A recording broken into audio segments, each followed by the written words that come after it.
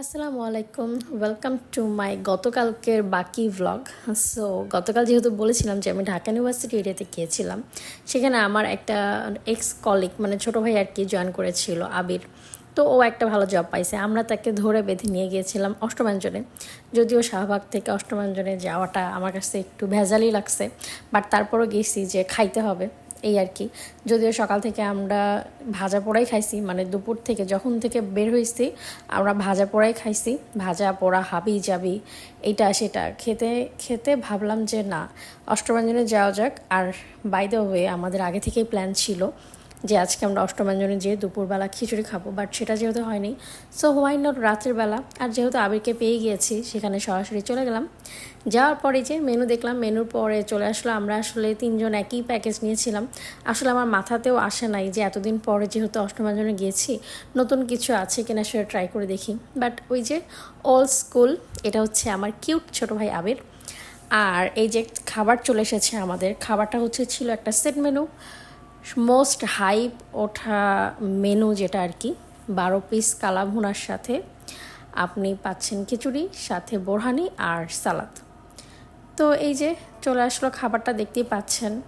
আমি খুবই যত্নের সাথে খাবারটা মাখতেছি আর ভাবতেছি যে আগের সেই স্বাদটা পাবো কি না। তো বিসমিল্লাহ বললে খাবারটা মুখে দিলাম, আর হোয়াট হ্যাপেন, এনি গেসেস?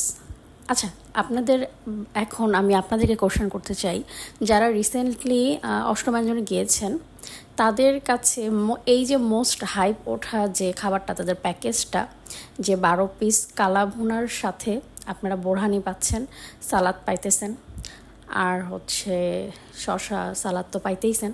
তো আপনাদের কি মনে হয় যে সেম আগের মতোই স্বাদটা কি তারা ধরে রাখতে পারছে? অবশ্যই কমেন্ট বক্সে জানাবেন, এরপর আমি আমার মতামতটা দিচ্ছি। বাট আপনারা অবশ্যই যারা রিসেন্টলি গিয়েছিলেন অবশ্যই অবশ্যই কমেন্ট বক্সে জানাবেন, তাহলে আমি বুঝতে পারবো যে আমি একাই কি এইরকম ভাবতেছি নাকি আমার সাথে আরও মানুষজন আছে সাপোর্টের জন্য। তো এই যে দেখতেই পাচ্ছেন তাদের খিচুড়িটা আগের মতো এভারেজেই ছিল। এখন চলে আসি তাদের কালা ভুনাটায়। আমার কাছে তাদের কালা ভুনাটা মানে আমার কাছে মনে হয়েছে যে আমি কোনো আচারি মাংস খাইতেছি, সত্যি কথা বলতে। কালা ভুনার যে একটা স্বাদ, মানে আমার কাছে মনে হয়েছে সোজা কথায় যে তাদের আগের স্বাদটাই আমার কাছে বেশি ভালো লাগতো। আমি লাস্ট টাইমে যখন খেয়ে গিয়েছি এখান থেকে, মানে ওই কালা ভুনার স্বাদটা আমার মুখে লেগেই আছে। তো হইতে পারে এমন যে ইট ওয়াজ নট মাই ডে, এমন হয় না যে একদিন আমাদের রান্না খুব মজা হইতেছে আর একদিন একটু কম মজা হইতেছে, বিষয়টা ঠিক এই রকম। তো আমার কাছে আসলে মোটামুটি এভারেজ লাগছে। মানে এখন যেমন আগের তুলনায় আরও বেশি হাইপ উঠছে, সে অনুযায়ী তাদের স্বাদের দিকে আরও বেশি নজর দেওয়া উচিত বলে আমি মনে করি। আমার মনে হয় তারা অবশ্যই এইভাবেই কাজ করতেছে, দিনের পর দিন তারা এটা উন্নত করতেছে।